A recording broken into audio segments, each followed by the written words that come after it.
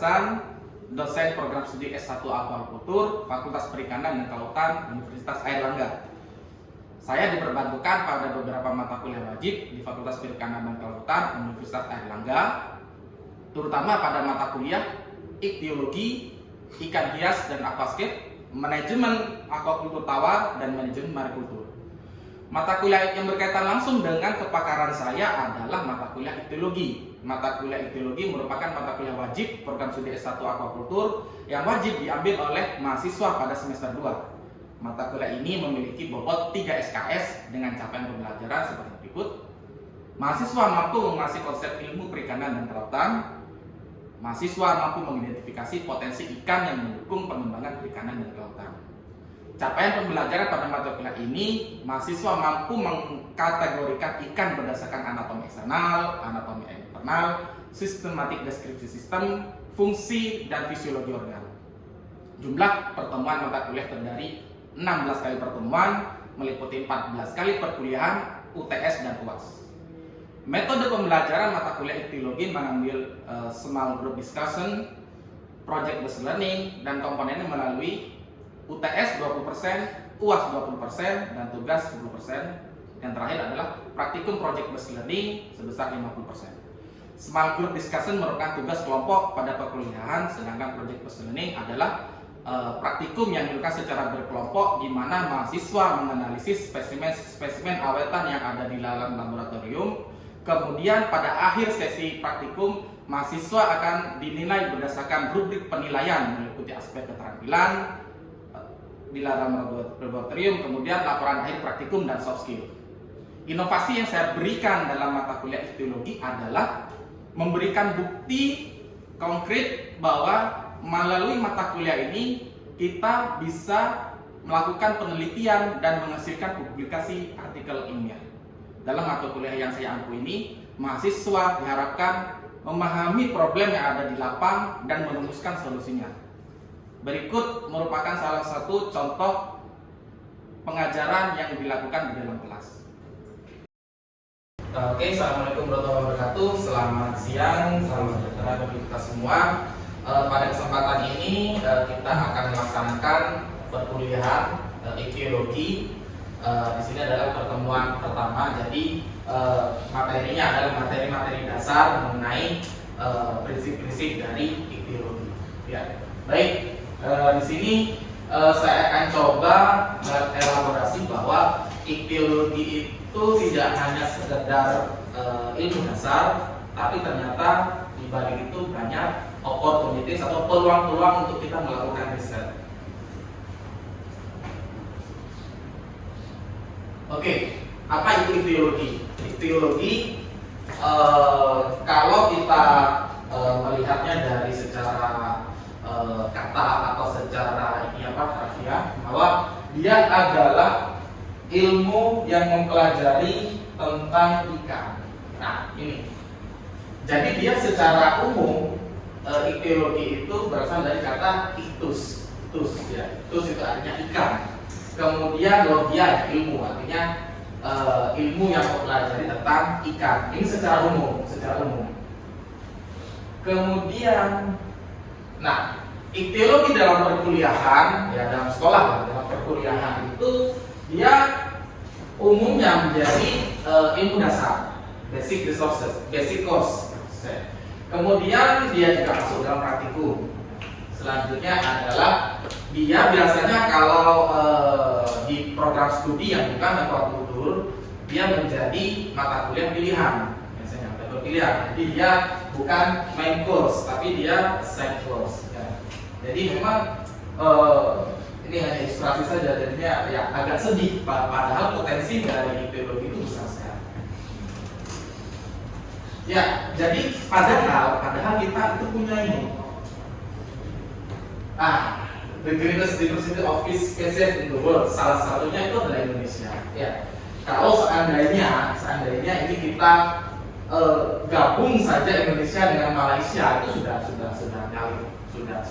overlap Australia. Australia kenapa dia itu sangat besar jumlahnya? Karena dia kontinen. Dia benua sendiri dan mayoritas ikannya itu ikan karang. Sedangkan Indonesia dia lebih bervariasi antara ikan laut, ikan karang, ikan darat, dia sangat bervariasi ya. Kemudian selain kita memiliki kekayaan, salah satu kekayaan spesies ikan yang paling beragam di dunia, kita juga punya ini. Nah, ada yang tahu ini apa? Ada yang tahu? Ya, ini bukan anak ikan, bukan. Ini bukan anak ikan. Jadi ini adalah ikan terkecil di dunia. Ya, kita memiliki ikan terkecil di dunia. Pertama kita sebagai negara dengan kekayaan terbesar. Kemudian kita punya ikan terkecil di dunia. Bahkan ini masuk rekor dunia, tidak hanya ikan tapi vertebrata terkecil di dunia. Itu ada ikan. Namanya ikan ini adalah Paidocipris. Paidocipris ini ada di Sumatera, Kalimantan, Malaysia, ada di kampung. Ya. Pertama kita punya ikan terkecil di dunia. Kemudian, kita punya ikan terbesar di dunia. Kita punya ikan terbesar di dunia. Jadi terutama itu ikan air tawar.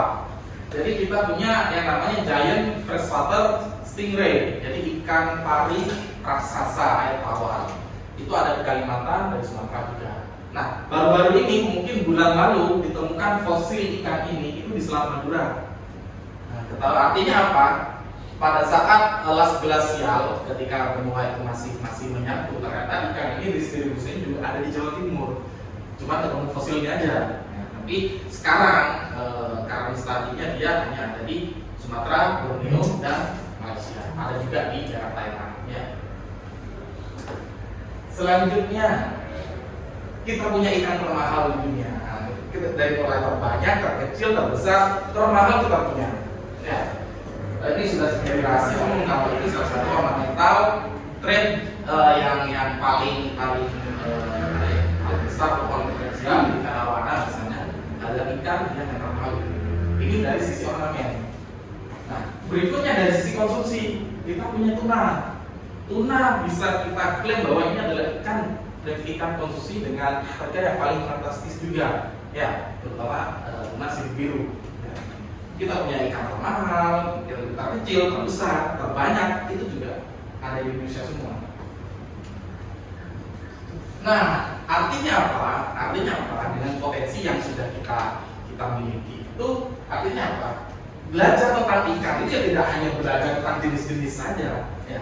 Tidak hanya belajar tentang jenis-jenis saja, tapi juga banyak peluang-peluang kita itu untuk melakukan riset. Skop kita sangat banyak ternyata. Di ikan saja skopnya banyak sekali. Sampai di sini ada pertanyaan dulu untuk ikan-ikan yang tadi saya sebutkan. Ya, silakan. Ya, saya ingin bertanya Pak. Untuk ikan yang Paidocipris ini itu kan ditemukannya di Sumatera kan? Apakah itu udah banyak penelitian yang berkaitan dengan Paidocipris ini atau memang itu baru basic dari biologinya saja? Ya, sebenarnya ikan ini baru dideskripsikan ya 20 tahun terakhir sebenarnya. Jadi ikan ini mungkin sudah lama ada eksis, cuman penelitiannya itu baru diupdate sekitar 20 tahun terakhir. Ya sekitar tahun 2000-an awal itu baru ikan ini dideskripsikan oleh Ralph Bridges dan Maurice Totelat. Maurice Totelat ini salah satu partner penelitian saya juga dari Swiss. Untuk saat ini, untuk yang terbaru, akhirnya setelah dibuka pada tahun 2000-an, akhirnya mulai terungkap banyak ikan ini ternyata tidak, awalnya dia di Sumatera, kemudian ternyata dia ada di Borneo, ada di Malaysia, kemudian terakhir dia ada di Bangka. Kemungkinan bulan depan, ikan Paidocipris ini akan terbit untuk sampling di Bangka di artikel saya untuk bulan depan. Ya. Oke, nanti saya share artikelnya ke kita. Oke, ada lagi sebelum kita berlanjut? Kita lanjut dulu ya. Oke, selanjutnya ya, artinya apa? Variasi-variasi dari penelitian iktiologi itu ya tidak hanya berasal dari laboratorium, tapi juga lapang. Jadi ada lapang, ada laboratorium. Kemudian kita juga bisa penelitian tentang iktiologi itu mulai dari kita berada di depan monitor sampai kita itu berinteraksi dengan masyarakat. Jadi bagi yang introvert itu bisa kerja tentang ideologi itu di depan PC saja, bagi yang introvert. Tapi yang suka dengan sosial, mereka juga bisa pergi ke lapang untuk berkomunikasi dengan masyarakat mengenai topik-topik penelitiannya. Jadi variasinya sangat luas sekali. Ilustrasinya mulai dari lab, mulai dari lapang sampai kita interaksi dengan masyarakat. Oke, sekurang-kurangnya saya akan membagikan 6 topik besar yang bisa kita eksplor dalam penelitian biologi. Pertama adalah mendeskripsikan spesies baru. Ini menarik. Kemudian yang kedua adalah merevisi nama ilmiah yang sudah ada. Misalnya kalau manusia namanya Ahmad, karena ada perkembangan teknologi dia direvisi namanya menjadi Michael, bisa jadi gitu. Kalau ikan itu bisa, secara saintifik ikan itu bisa diubah namanya. Kemudian nomor 3 kita melakukan tracking terhadap distribusinya. Ikan ini hidupnya di mana, ikan ini asalnya dari mana, bisa kita lakukan tracking. Kemudian ya bagi yang aquaculture di sini untuk menentukan induk-induk unggul itu kan kita harus kenal dengan struktur morfologi daripada si ikan. Misalnya kita ada contoh strain aquaculture, ya misalnya ini nila kekar unggul. Unggulnya di mana? Ya berarti adalah orang yang benar-benar paham struktur dari morfologi si ikan. Jadi kita tidak hanya bisa mengatakan ini unggul. Unggulnya apa? Karkasnya lebih tebal, kepalanya lebih kecil. Nah seperti itu. Yang bisa mendefinisikan itu adalah orang ideologi. Kemudian ada genetik dan evolusi, ya ini juga penting. Kita di sini kalau genetik dan evolusi ya bisa mengetahui sejarah bagaimana si ikan ini terbentuk, terspesiasi dari spesies-spesies yang berbeda. Ya. Sedangkan nenek moyangnya sama. Kemudian yang terakhir adalah biodiversitas atau keanekaragaman hayati. Kita akan bahas satu persatu. Ya, ini adalah menemukan spesies baru. Ini artikel yang saya terbitkan awal tahun kemarin. Jadi dalam sebuah ekspedisi kami Maurice Rotella Bertratan itu kita temukan ikan baru di daerah di Borneo ya di Kalimantan bagian selatan. Jadi ikan ini kita beri nama Kapuasia valaris. Ya.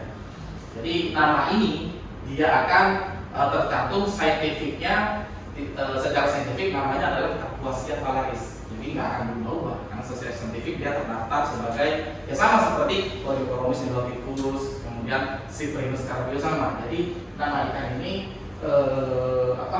Kapuasia valaris setelah kita deskripsikan. Ya.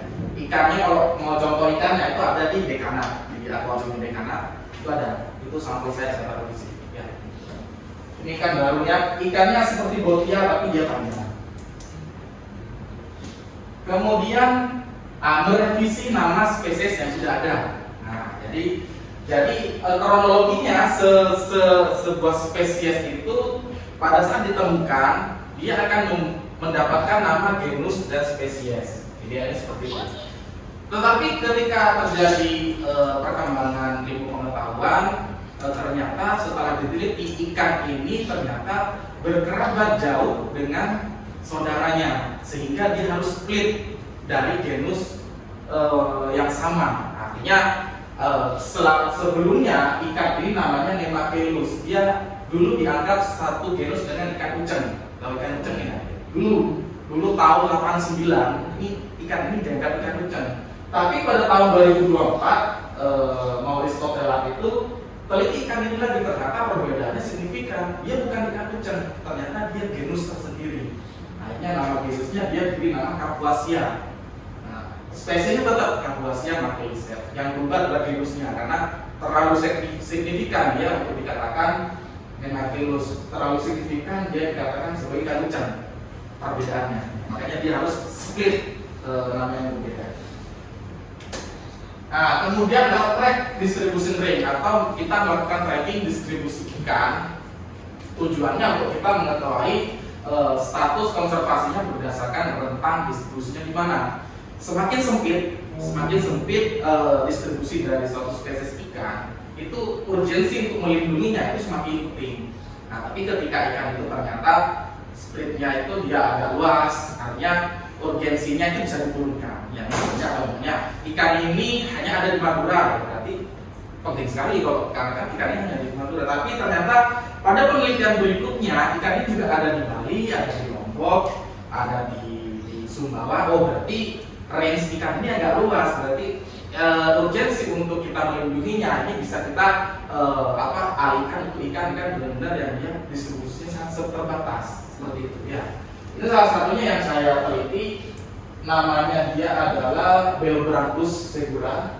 Dia sebelumnya ikan ini ditemukan di Indonesia bagian timur, ya Filipina, Sulawesi, Papua Nugini, Solomon, Vanuatu, Bali dan Lombok. Mentoknya dia itu ketemunya di Bali. Ternyata pada tahun 2003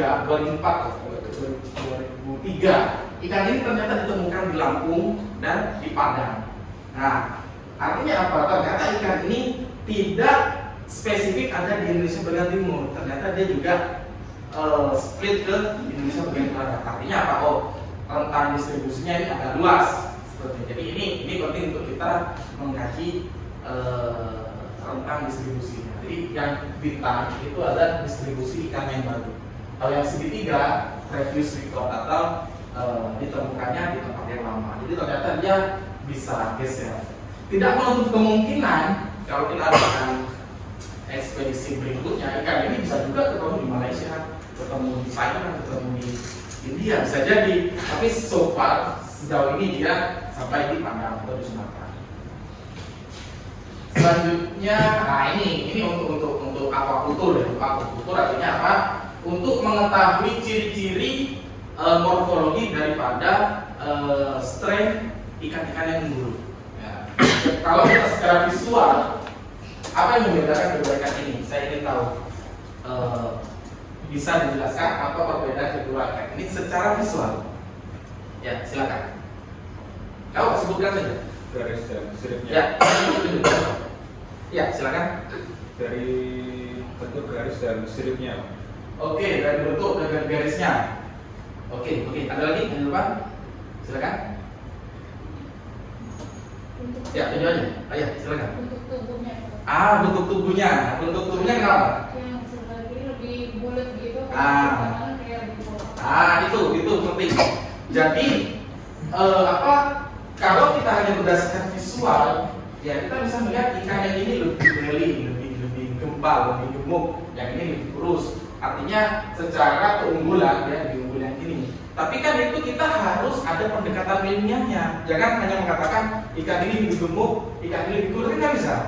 Harus ada pendekatan ideologi di sana. Misalnya, ternyata ikan yang lebih gemuk adalah dia memiliki ketebalan sekian, panjangnya sekian, kemudian jumlah linear lateralisnya sekian. Artinya ada deskripsi di sana supaya supaya justifikasinya itu adalah saintifik, bukan hanya sekedar ini gemuk, ini kurus, dan seperti itu. Kalau ideologi kita harus ada pendekatan di sana, pendekatan ilmiah. Nah ini genetik dan evolusi ya, ini cerita mungkin kalau di mana di aquacultur ini baru pertama kali saya berikan bahwa ikan itu sebenarnya dia itu berasal dari satu nenek moyang. Ikan itu sebenarnya adalah satu. Kemudian karena dia terisolasi akibat geografi yang berbeda karena perbentukan bumi itu kan terus bergerak ya, dia split kemana-mana. Dulu Sulawesi itu nyatunya dengan Filipina, satunya nyatunya dengan Australia. Ada pergulatan tektonik di sana sehingga ikan itu harus beradaptasi dengan lingkungan yang baru. Ya, contohnya misalnya ada sebuah ikan X, dia itu tinggal di sungai. Tapi karena terjadi gempa atau patahan, sungai itu hanya terbendung menjadi danau. Ikan yang harusnya dia beradaptasi dengan aliran, kemudian dia harus beradaptasi dengan air yang tergenang, padahal dia ikan yang sama. Dalam hitungan ribuan tahun, bahkan mungkin ratusan tahun atau jutaan tahun, dia akan membentuk komunitas yang spesifik, komunitas sendiri sehingga membentuk spesiasi namanya. Dia sudah berbeda, karena misalnya kalau yang di aliran berarus, dia lebih makanannya adalah katakanlah dia lebih makanan alga, misalnya mikroalga atau berifiton. Tapi ketika dia berada di mana aliran yang tergenang, dia harus beradaptasi makanannya di situ saja, sehingga dia akan berubah menjadi spesies yang berbeda. Sama mungkin waktu SMA kita bicara tentang evolusi Darwin ya, burung itu paruhnya ada yang makan serangga, kan biji itu kan bisa berubah, padahal nenek moyangnya mereka sama. Selanjutnya ini biodiversity. Jadi biasanya yang digunakan skripsi oleh mahasiswa aquaculture topiknya seperti ini biasanya ya. Jadi tentang keanekaragaman hayati, potensi ikan yang untuk kegiatan budidaya, misalnya kita coba kegiatan ini apa biodiversity di muara di mana begitu, kita inventaris kira-kira ikan apa yang bisa kita domestikasi di dalam situ. Yang bisa melakukan adalah orang-orang yang bekerja di bidang biologi. Selanjutnya adalah community service, jadi kita bisa berinteraksi dengan masyarakat pada saat kita penelitian sampling itu kita ya kalau yang senang yang tidak introvert itu senang karena kita mampu berinteraksi dengan masyarakat, yang sosialisasi tentang alat tangkap yang ramah lingkungan dan lain-lain. Nah, kita juga bisa melakukan workshop itu pelatihan tentang fish fotografi. Nanti kan selama ini kalau fotografi itu kan fotografi tanaman, fotografi burung, fotografi hewan atau apalah. Fish fotografi itu ada. Salah satunya ini workshop yang saya lakukan. Nah ini, jadi ikan juga sebenarnya sering masuk studio mendapatkan gambar yang bagus. Dengan piranti yang seperti ini kita bisa mendapatkan gambar yang seperti ini. Nah, bagus kan ya? Ini kalau bukan di workshop nggak ada gambar seperti ini, nggak ada.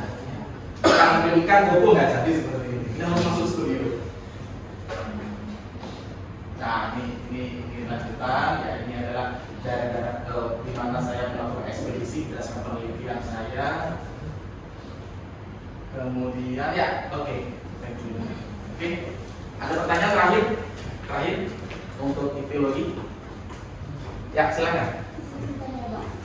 Jika sebelumnya sudah ditemukan suatu spesies ikan, kemudian ditemukan lagi spesies ikan yang sudah evolusi, itu apakah akan diganti nama spesies atau akan menjadi spesies baru? Oke, itu bagus. Jadi makanya di situ pendekatan ilmiah yang dilakukan adalah melakukan investigasi. Ketika ikan itu dikatakan berasal nenek moyangnya sama, kemudian kita amati, kita teliti, ternyata perbedaannya signifikan, maka kita harus split dia menjadi spesies yang berbeda. Meskipun dia terpisah sudah jutaan tahun, tapi ternyata secara evolusi dia lambat. Artinya tidak banyak hal yang berubah dari struktur biologi dia akan tetap menjadi spesies yang sama, meskipun dia splitnya sudah jutaan tahun. Ya. Oke, baik, terima kasih atas partisipasinya. Semoga ilmu biologi ini bermanfaat. Kelas ini saya tutup.